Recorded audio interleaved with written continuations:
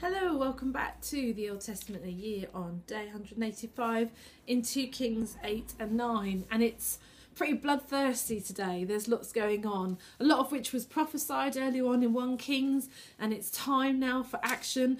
It's time for the fulfillment of the prophecy, although often, or a few times at least in the passage, it seems that the people taking out God's revenge went slightly above and beyond the call of duty, so it's slightly more bloodthirsty than we might have imagined. There's the picture of Jezebel, getting herself ready for death, like just making sure she's all ready. It's a bit like camera action,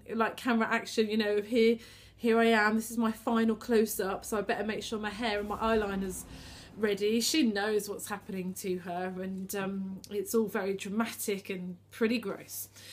So there's something instead that I want us to focus on today, and it's the bit where Elisha says to one of the prophets, I've got a job for you, and he says basically, take your cloak, hitch it up, stick it in your belt, and get ready to deliver this prophecy, and when you've delivered it, run. And it is in the beginning of chapter 9, so tuck your cloak into your belt. It reminded me of in Ephesians, which if you're doing the New Testament in the year, you'll get onto that later on in the year.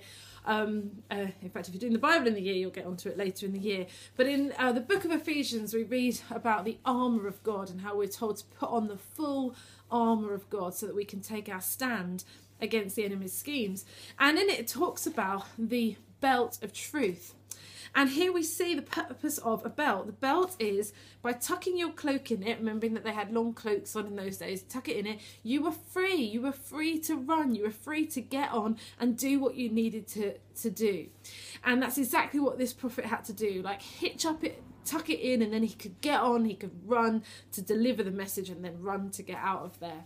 And so today, have you put on the armour of God? Have you got your belt of truth in place? The truth that is who God is, the truth of who God says you are, the truth of what he did on the cross, the truth of what he has won for you, of how he loves you, of how he sees you, the truth that he is God, that he is King, that he is in control, the truth that he is lovely, he is beautiful, he is all powerful, the compassionate one, the gracious one.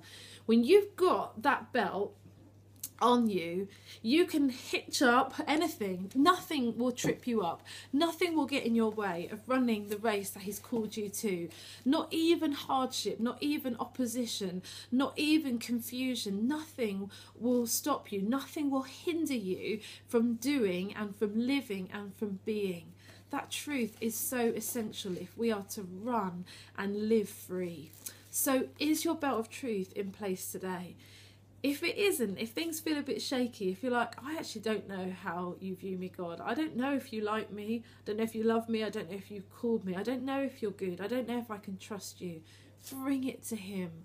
Ask him. Keep going with this.